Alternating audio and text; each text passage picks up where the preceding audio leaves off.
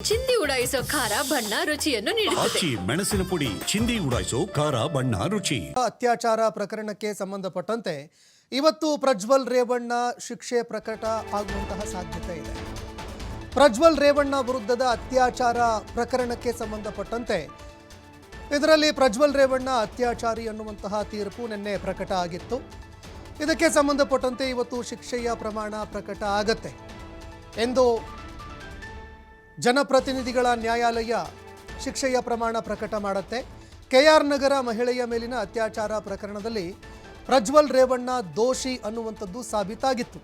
ಪ್ರಜ್ವಲ್ ರೇವಣ್ಣ ದೋಷಿ ಅಂತ ನಿನ್ನೆ ಜನಪ್ರತಿನಿಧಿಗಳ ನ್ಯಾಯಾಲಯ ತೀರ್ಪು ಪ್ರಕಟ ಮಾಡಿತ್ತು. ನ್ಯಾಯಮೂರ್ತಿಗಳಾಗಿರುವಂತಹ ಗಜಾನನ್ ಭಟ್ ಅವರು ನಿನ್ನೆ ಈ ತೀರ್ಪು ಪ್ರಕಟ ಮಾಡಿದ್ರು. ಜನಪ್ರತಿನಿಧಿಗಳ ವಿಶೇಷ ಕೋರ್ಟ್ ತೀರ್ಪು ಪ್ರಕಟ ಮಾಡಿತು. ಹೀಗಾಗಿ ಈ ಪ್ರಕರಣದಲ್ಲಿ ಈವರೆಗೆ ಆಗಿರುವಂತಹ ಒಂದು ವಿಚಾರಣೆ, ವಾದ ಪ್ರತಿವಾದ ಇದೆಲ್ಲವನ್ನು ಗಮನದಲ್ಲಿ ಇಟ್ಕೊಂಡು ಕೆಲವು ಜಸ್ಟಿಫಿಕೇಷನ್ಸ್ ಬೇಕಾಗಿತ್ತು. ಅಂದರೆ ಕೆಲವು ವಿಚಾರಗಳಿಗೆ ಸಂಬಂಧಪಟ್ಟಂತೆ ಉತ್ತರ ಬೇಕಾಗಿತ್ತು ಕೋರ್ಟ್ಗೆ. ಅದಕ್ಕೆ ಸಂಬಂಧಪಟ್ಟಂತೆ ಉತ್ತರ ಕೇಳಿತ್ತು. ಉತ್ತರ ಕೇಳಿದ ಬಳಿಕ ಈ ಪ್ರಕರಣದಲ್ಲಿ ದೋಷಿ ಅಂತ ತೀರ್ಪು ಪ್ರಕಟ ಮಾಡಿತು ನ್ಯಾಯಾಲಯ. ಈಗ ಶಿಕ್ಷೆಯ ಪ್ರಮಾಣ ಪ್ರಕಟ ಮಾಡುತ್ತೆ. ಈ ಒಂದು ಸಂಪೂರ್ಣ ಪ್ರಕರಣ ನೋಡಿದಾಗ ಅತ್ಯಾಚಾರ ಪ್ರಕರಣದಲ್ಲಿ ಕನಿಷ್ಠ ಅಂದರೂ 10 ವರ್ಷ ಜೈಲು ಶಿಕ್ಷೆ, ಗರಿಷ್ಠ ಅಂದರೂ ಜೀವಾವಧಿ ಶಿಕ್ಷೆ ವಿಧಿಸುವಂತಹ ಸಾಧ್ಯತೆ ಇದೆ. ಹೀಗಾಗಿ ಪ್ರಜ್ವಲ್ ರೇವಣ್ಣ ರಾಜಕೀಯ ಭವಿಷ್ಯ ಸಂಪೂರ್ಣ ಅಂತ್ಯವಾದಂತೆ ಕಾಣ್ತಾ ಇದೆ. ಇದರ ಜೊತೆಗೆ ಪ್ರಜ್ವಲ್ ರೇವಣ್ಣ ವಿರುದ್ಧದ ಆರೋಪಕ್ಕೆ ಸಂಬಂಧಪಟ್ಟಂತೆ ಅದಂತೆ ಇದಂತೆ ಅಂತ ಏನೇನೆಲ್ಲ ಅಂತೆ ಕಂತೆಗಳನ್ನು ಹೇಳ್ತಾ ಇದ್ರು, ಎಲ್ಲದಕ್ಕೂ ಫುಲ್ ಸ್ಟಾಪ್ ಬಿದ್ದು ಆ ಒಂದು ವಿಡಿಯೋದಲ್ಲಿ ಇದ್ದಿದ್ದು ಪ್ರಜ್ವಲ್ ರೇವಣ್ಣ ಅನ್ನುವಂಥದ್ದು ಸಾಬೀತಾಯಿತು. ಕೇವಲ ಆ ಒಂದು ವಿಡಿಯೋದಲ್ಲಿ ಏನು ಲೈಂಗಿಕ ಕ್ರಿಯೆಗೆ ಸಂಬಂಧಪಟ್ಟಂತೆ ಬ್ಯಾಕ್ ಟು ಬ್ಯಾಕ್ ಅತ್ಯಾಚಾರ ಎಸಗಿದ್ರು ಅನ್ನುವಂತಹ ಒಂದು ವಿಚಾರ ಸಾಬೀತಾಗುತ್ತೆ. ಇನ್ನು ಪ್ರಜ್ವಲ್ ರೇವಣ್ಣ ವಿರುದ್ಧ ಯಾವೆಲ್ಲ ಸೆಕ್ಷನ್ಗಳು ಅಳವಡಿಕೆ ಮಾಡಲಾಗಿತ್ತು ಈ ಪ್ರಕರಣದಲ್ಲಿ ಅಂತ ನೋಡಿದಾಗ IPC ಸೆಕ್ಷನ್ 376 2K ಅತ್ಯಾಚಾರದ ಪ್ರಕರಣ ಸೆಕ್ಷನ್ ದಾಖಲಾಗಿತ್ತು. ಇದರ ಅಡಿಯಲ್ಲಿ ಕನಿಷ್ಠ ಅಂದರೂ 10 ವರ್ಷ, ಗರಿಷ್ಠ ಅಂದರೆ ಜೀವಾವಧಿ ಶಿಕ್ಷೆ ಇದರಲ್ಲಿ ನೀಡಲಾಗುತ್ತೆ. IPC ಸೆಕ್ಷನ್ 376 2N ಅಂತ ಏನಿದೆ, ಇದರಲ್ಲಿ ಉನ್ನತ ಸ್ಥಾನದಲ್ಲಿ ಇದ್ಕೊಂಡು ಅಧಿಕಾರ ದುರ್ಬಳಕೆ ಮಾಡಿ ಅತ್ಯಾಚಾರ ಎಸಗಿರುವಂತಹ ಸೆಕ್ಷನ್ ಇದು. ಇದರ ಅಡಿಯಲ್ಲೂ ಕೂಡ ಕನಿಷ್ಠ ಅಂದರೂ 10 ವರ್ಷ ಜೈಲು ಶಿಕ್ಷೆ, ಗರಿಷ್ಠ ಜೀವಾವಧಿ ಶಿಕ್ಷೆ ನೀಡಲಾಗುತ್ತೆ. IPC ಸೆಕ್ಷನ್ 354A ಅಂದರೆ ಲೈಂಗಿಕ ಕಿರುಕುಳ, ಬಲವಂತದ ದೈಹಿಕ ಸಂಪರ್ಕ ಸೆಕ್ಷನ್ ಇದು, ಅದರ ಅಡಿಯಲ್ಲಿ ಬರುವಂತಹ ಸೆಕ್ಷನ್. ಇದರ ಅಡಿಯಲ್ಲಿ ಕನಿಷ್ಠ ಅಂದರೂ 3 ವರ್ಷ ಜೈಲು ಶಿಕ್ಷೆ ನೀಡಲಾಗುತ್ತೆ. ಇನ್ನು IPC ಸೆಕ್ಷನ್ 354B ಅಂದರೆ ಈ IPC ಈಗ ಭಾರತೀಯ ಒಂದು ಇದರಲ್ಲಿ ಬದಲಾವಣೆ ಮಾಡಲಾಗಿದೆ. ಆ ಒಂದು ಹಿಂದಿನ ಸೆಕ್ಷನ್ಗಳ ಅಡಿಯಲ್ಲಿ ದಾಖಲಾಗಿರುವಂತಹ ಪ್ರಕರಣಗಳು ಇದೆಲ್ಲವೂ ಕೂಡ IPC 354B ಬಲವಂತದಿಂದ ವಿವಸ್ತ್ರಗೊಳಿಸುವಂಥದ್ದು ಆ ಸೆಕ್ಷನ್ಗಳ ಅಡಿಯಲ್ಲಿ. ಇದರ ಅಡಿಯಲ್ಲಿ ಕನಿಷ್ಠ ಅಂದರೂ 3 ವರ್ಷ ಜೈಲು ಶಿಕ್ಷೆ ಆಗುತ್ತೆ, ಗರಿಷ್ಠ 7 ವರ್ಷ ಜೈಲು ಶಿಕ್ಷೆ ನೀಡಲಾಗುತ್ತೆ. IPC 354C ಮಹಿಳೆಯರ ಖಾಸಗಿ ಚಿತ್ರ ಸೆರೆ ಹಿಡಿಯೋದು, ಇದರ ಅಡಿ ಕನಿಷ್ಠ ಅಂದರೂ 1 ವರ್ಷ ಜೈಲು ಶಿಕ್ಷೆ, ಗರಿಷ್ಠ ಅಂದರೂ 3 ವರ್ಷ ಜೈಲು ಶಿಕ್ಷೆಗೆ ಒಳಪಡಿಸಲಾಗುತ್ತೆ.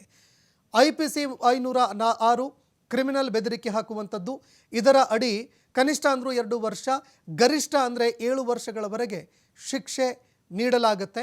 ಇನ್ನು ಅದೇ ರೀತಿಯಾಗಿ IT ಕಾಯ್ದೆ ಸೆಕ್ಷನ್ 66A ವೈದ್ಯಕೀಯ ಗೌಪ್ಯತೆ ಉಲ್ಲಂಘನೆ 3 ವರ್ಷಗಳ ಜೈಲು ಶಿಕ್ಷೆ ವಿಸ್ತರಿಸಬಹುದಾದಂತಹ ಶಿಕ್ಷೆ ನೀಡಲಾಗುತ್ತೆ. ಇನ್ನು ಇದರ ಜೊತೆಗೆ ಪ್ರಜ್ವಲ್ ಮುಂದೆ ಇರುವಂತಹ ಆಯ್ಕೆಗಳೇನು ಹಾಗಾದರೆ? ಜನಪ್ರತಿನಿಧಿಗಳ ವಿಶೇಷ ಕೋರ್ಟ್ ತೀರ್ಪನ್ನು ಅವರು ಹೈಕೋರ್ಟ್ನಲ್ಲಿ ಪ್ರಶ್ನೆ ಮಾಡಬಹುದು. ತೀರ್ಪು ಪ್ರಶ್ನಿಸಿ ಹೈಕೋರ್ಟ್ಗೆ ಮೇಲ್ಮನವಿ ಸಲ್ಲಿಕೆ ಮಾಡಬಹುದು. ಒಂದು ವೇಳೆ ಹೈಕೋರ್ಟ್ ಈ ತೀರ್ಪಿಗೆ ತಡೆ ಕೊಟ್ಟಿದ್ದೇ ಆದರೆ ಆಗ ಶಿಕ್ಷೆಗೆ ತಡೆ ಬೀಳುತ್ತೆ. ಉಳಿದ 3 ಕೇಸ್ಗಳಲ್ಲಿ ಜಾಮೀನು ಪಡೆಯೋದಕ್ಕೆ ಪ್ರಯತ್ನ ಮಾಡಬಹುದು. ಈ ತೀರ್ಪನ್ನು ಹೈಕೋರ್ಟ್ ಎತ್ತಿ ಹಿಡಿದಿದ್ದೇ ಆದರೆ ಸುಪ್ರೀಂ ಕೋರ್ಟ್ಗೆ ಮನವಿ ಸಲ್ಲಿಕೆ ಮಾಡಬಹುದು. ಸುಪ್ರೀಂ ಕೋರ್ಟ್ ಹೈಕೋರ್ಟ್ ತೀರ್ಪನ್ನು ಎತ್ತು ಹಿಡಿದಿದ್ದೇ ಆದರೆ ಆಗ ಶಿಕ್ಷೆ ಕಾಯಂ ಆಗುತ್ತೆ. ಇನ್ನು ಈ ಪ್ರಜ್ವಲ್ ರೇವಣ್ಣ ಕೇಸ್ ಹಿಸ್ಟರಿಯನ್ನು ನೋಡೋದೇ ಆದರೆ 2024ರ ಲೋಕಸಭಾ ಚುನಾವಣೆ ಸಂದರ್ಭದಲ್ಲಿ ವೈರಲ್ ಆಗಿದ್ದಂತಹ ವಿಡಿಯೋಗೆ ಸಂಬಂಧಪಟ್ಟಂತೆ ಪ್ರಕರಣ ದಾಖಲಾಗಿತ್ತು. ಅದಾದ ನಂತರ ಕೋರ್ಟ್ನಲ್ಲಿ ವಾದ ಪ್ರತಿವಾದ ನಡೆದು ಇದೀಗ ಪ್ರಜ್ವಲ್ ರೇವಣ್ಣ ಈ ಪ್ರಕರಣದಲ್ಲಿ ದೋಷಿ ಅನ್ನುವಂಥದ್ದು ಸಾಬೀತಾಗಿದೆ. ಈ ಬಗ್ಗೆ ಮತ್ತಷ್ಟು ಮಾಹಿತಿ ಕೊಡ್ತಾರೆ ಪ್ರತಿನಿಧಿ ಸಂತೋಷ್ ಪಟೇಲ್ ಫೋನ್ ಸಂಪರ್ಕದಲ್ಲಿ ಜಾಯ್ನ್ ಆಗಿದ್ದಾರೆ. ಸಂತೋಷ್, ಪ್ರಜ್ವಲ್ ರೇವಣ್ಣ ವಿರುದ್ಧ ದಾಖಲಾಗಿದ್ದಂತಹ ಪ್ರಕರಣಕ್ಕೆ ಸಂಬಂಧಪಟ್ಟಂತೆ ದೋಷಿ ಅನ್ನುವಂಥದ್ದು ಸಾಬೀತಾಯಿತು. ಇವತ್ತು ಶಿಕ್ಷೆಯ ಪ್ರಮಾಣ ಪ್ರಕಟ ಆಗತ್ತೆ. ಯಾವ ರೀತಿ ಎಷ್ಟು ವರ್ಷಗಳವರೆಗೆ ಶಿಕ್ಷೆ ಪ್ರಕಟ ಆಗಬಹುದು, ಏನು ಎತ್ತ, ಈ ಬಗ್ಗೆ ಮತ್ತಷ್ಟು ಮಾಹಿತಿ ಕೊಡೋದಾದ್ರೆ? ಈಗ ಪ್ರಜ್ವಲ್ ರೇವಣ್ಣ ವಿರುದ್ಧ ದೋಷಿ ಅಂತೇಳಿ ಕೋರ್ಟು ಆದೇಶವನ್ನು ಮಾಡಿರುವಂತದ್ದು. ಇದರ ಬೆನ್ನಲ್ಲೇ ಇವತ್ತಿಗೆ ಶಿಕ್ಷೆಯ ಪ್ರಮಾಣವನ್ನ ಪ್ರಕಟ ಮಾಡ್ಲಿಕ್ಕೆ ದಿನಾಂಕವನ್ನ ನಿಗದಿ ಮಾಡಿತ್ತು. ಇವತ್ತು ಏನು ಕೋರ್ಟ್ ಪ್ರಜ್ವಲ್ ರೇವಣ್ಣಗೆ ಎಷ್ಟು ವರ್ಷಗಳ ಕಾಲ ಸಜೆ ಅನ್ನೋದನ್ನ ಒಂದು ತೀರ್ಪನ್ನ ಪ್ರಕಟಿಸುವಂತದ್ದು. ಸೊ ಪ್ರಜ್ವಲ್ ರೇವಣ್ಣನ ಕೂಡ ಇವತ್ತು ನ್ಯಾಯಾಲಯಕ್ಕೆ ಕರ್ಕೊಂಡ್ ಬರ್ತಾರೆ. ಏನು ಲೋಕಸಭಾ ಚುನಾವಣೆ ಸಂದರ್ಭದಲ್ಲಿ ಇದರ ವಿರುದ್ಧ ವೈರಲ್ ಆಗಿದ್ದ ವಿಡಿಯೋವನ್ನ ಆಧರಿಸಿಕೊಂಡು 376 ಅಡಿಯಲ್ಲಿ 354 ಇರ್ಬೋದು, ಫೈನಾನ್ಸ್ 6201 ಮತ್ತು ಐಟಿ ಆಕ್ಟ್ 66 ಈ ಅಡಿಯಲ್ಲಿ ಏನು ಪ್ರಕರಣವನ್ನು ದಾಖಲು ಮಾಡಲಾಗಿತ್ತು. ಪ್ರಕರಣ ದಾಖಲು ಮಾಡಿಕೊಂಡು ಅದಕ್ಕೆ ಪೂರಕವಾಗಿರುವಂತಹ ಸಾಕ್ಷ್ಯಾಧಾರಗಳನ್ನು ಕಲೆ ಹಾಕಿ ಸೊ ಕೋರ್ಟ್ ನಲ್ಲಿ ಟ್ರಯಲ್ ಕೂಡ ಈ ಪ್ರಕರಣ ನಡೆದ ಬಳಿಕ ನಿನ್ನೆ ಪ್ರಜ್ವಲ್ ರೇವಣ್ಣ ಈ ಪ್ರಕರಣದಲ್ಲಿ ಅಪರಾಧಿ ದೋಷಿ ಅಂತ ಹೇಳಿ ಈಗಾಗಲೇ ಕೋರ್ಟ್ ಆದೇಶವನ್ನ ಮಾಡಿತ್ತು. ಸೊ ಅದನ್ನ ಆಧಾರವಾಗಿ ಇಟ್ಕೊಂಡು ಸುಮಾರು ಹಾಕಿರುವಂತ ಸೆಕ್ಷನ್ಗಳು ಏನ್ ಬಳಸಲಾಗಿದೆ ಸಿಟಿ ಅಧಿಕಾರಿಗಳು ಇಲ್ಲ ಪೊಲೀಸ್ನವರು, ಸೊ ಅದರಲ್ಲಿ ಕಡಿಮೆ ಅಂದ್ರೂ ಕೂಡ ಕನಿಷ್ಠ 10 ವರ್ಷದಿಂದ ಗರಿಷ್ಠ ಜೀವಿತಾವಧಿಯವರು ಕೂಡ ಅವರಿಗೆ ಶಿಕ್ಷೆ ಆಗುವಂತ ಸಾಧ್ಯತೆಗಳಿರುವಂತದ್ದು. ಸೊ ಅದ್ರ ಯಾವ ಹಂತದ ಮತ್ತೆ ಎಷ್ಟು ಪ್ರಮಾಣದ ಶಿಕ್ಷೆಯನ್ನ ಕೊಡುತ್ತೆ ಅನ್ನೋದು ಕೋರ್ಟ್ ವಿವೇಚನೆಗೆ ಬಿಟ್ಟಿರುವಂತದ್ದು. ಏನು ಶಿಕ್ಷೆ ಪ್ರಕಟ ಮಾಡುವಂತ ಸಂದರ್ಭದಲ್ಲೂ ಕೂಡ ಏನು ಪ್ರಜ್ವಲ್ ರೇವಣ್ಣ ಪರ ವಕೀಲರು ಏನಿರ್ತಾರೆ ಅವರು ಅದರ ಶಿಕ್ಷೆ ಪ್ರಮಾಣವನ್ನ ಕಡಿಮೆ ಮಾಡ್ಲಿಕ್ಕೆ ಒಂದಿಷ್ಟು ಮನವಿಯನ್ನ ಮಾಡ್ಕೊಳ್ಳುವಂತ ಸಾಧ್ಯತೆ ಇರುತ್ತೆ. ಸೊ ಆದ್ರೆ ನ್ಯಾಯಾಲಯ ಇರುವಂತ ಸಾಕ್ಷ್ಯಾಧಾರಗಳನ್ನ ಆಧಾರವಾಗಿ ಇಟ್ಕೊಂಡು ಈತನ ವಿರುದ್ಧ ಒಂದು ಶಿಕ್ಷೆ ಪ್ರಕರಣವನ್ನು ಮಾಡುವಂತದ್ದು. ಒಂದು ಮಧ್ಯಾಹ್ನದ ವೇಳೆಗೆ